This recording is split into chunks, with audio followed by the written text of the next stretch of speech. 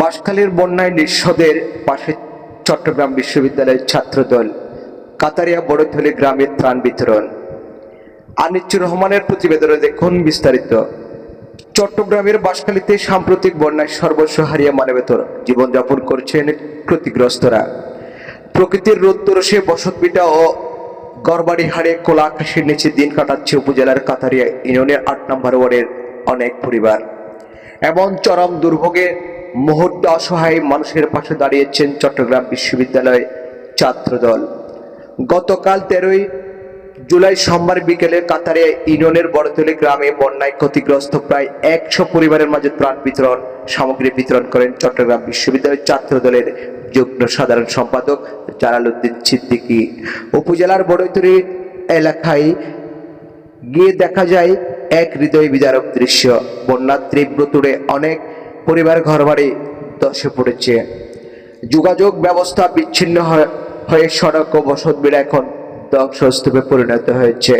সহায় সম্বল হারিয়ে মাথার উপরে ছাদহীন এসব পরিবার এখন তীব্র খাদ্য আশ্রয় সংকটে দিনপাত করছেন।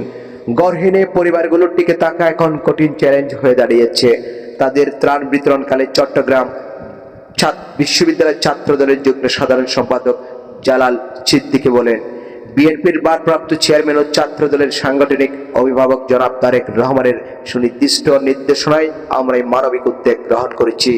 নির্দেশনায় আমরা বাংলাদেশ জাতীয়তাবাদী ছাত্রদল চট্টগ্রাম বিশ্ববিদ্যালয়ের পক্ষ থেকে এই ক্ষতিগ্রস্ত এলাকায় আমরা তারেক রহমানের পক্ষ থেকে ত্রাণ সামগ্রী উপহার হিসেবে নিয়ে এসেছি ক্ষতিগ্রস্তদের মাঝে।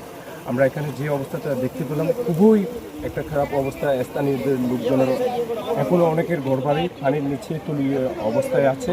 আর দ্বিতীয়ত যে বিষয়টা আমি খেয়াল করলাম এই অঞ্চলে এসে, এই যে এই নদীর পাড়ে যেই স্লুইস গেটগুলো আছে, স্থানীয় প্রভাবশালী ব্যক্তিবর্গ এই খাস জমিতে মাছের গেট নির্মাণ করে যাতে পানি পাহাড়ি দলগুলো যেভাবে নিচে নেমে এসছে তাতে তাদের গেটের যাতে ক্ষয়ক্ষতি না হয় সেই জন্য ওনারা কী করছে, স্লুইস গেটের পথটা বন্ধ করে রেখেছিল, যার কারণে এই কৃত্রিম কী বলে যে জলাবদ্ধতার সৃষ্টি হয়, বন্যার সৃষ্টি হয়।